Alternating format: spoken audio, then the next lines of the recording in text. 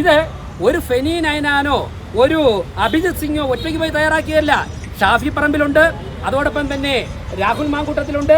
ആ കറക്ക് കമ്പനിയുടെ എല്ലാ നേതാക്കന്മാരും ചേർന്ന് നടത്തിയ ഒരു ഗൂഢാലോചനയുടെ അടിസ്ഥാനത്തിലാണ് ഈ സംഭവം നടന്നിട്ടുള്ളത്. അതിൻ്റെ ബെനിഫിഷ്യറി രാഹുൽ മാങ്കൂട്ടത്തിലാണ്. അതിൻ്റെ അടിസ്ഥാനത്തിൽ അദ്ദേഹത്തെ പാലക്കാട് സീറ്റ് ലഭിച്ചിട്ടുള്ളത്. തീർച്ചയായിട്ടും ഇതിൽ മറ്റൊരു കാര്യം കൂടിയുണ്ട്.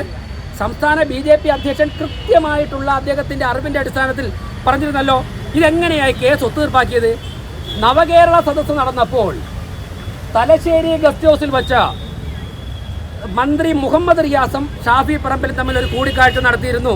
ഷാഫി പറമ്പിൽ നവകേരള സദസ്സ് കണ്ണൂർ ജില്ലയിലെത്തിയപ്പോൾ തലശ്ശേരി ഗസ്റ്റ് ഹൗസിൽ പോയി മുഹമ്മദ് റിയാസിനെ കണ്ടാണ് ചർച്ച ചെയ്തതിൻ്റെ അടിസ്ഥാനത്തിലാണ് ഈ കേസിൻ്റെ അന്വേഷണം അട്ടിമറിച്ചത്, അവിടെ അവസാനിപ്പിച്ചത്, അല്ലെങ്കിൽ ആ വിവരങ്ങൾ പുറത്തുവിടാത്തത്.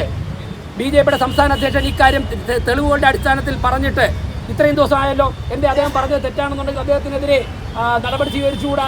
അപ്പോൾ ഗവൺമെൻറ്റിൻ്റെ ഉന്നതരായ മന്ത്രിമാർ ഇടപെട്ടാണ് വ്യാജ തിരിച്ചറിയൽ രേഖ നിർമ്മാണ കേസ് അട്ടിമറിക്കാൻ കോൺഗ്രസിനോടൊപ്പം നിൽക്കുന്നത്, രാഹുലിനോടൊപ്പം നിൽക്കുന്നത്. രാഹുൽ മാങ്കൂട്ടത്തിലും ഷാഫി പറമ്പിലും ആയിരിക്കണം ഇതിലെ 1ഉം 2ഉം പ്രതികളാവാൻ യോഗ്യം.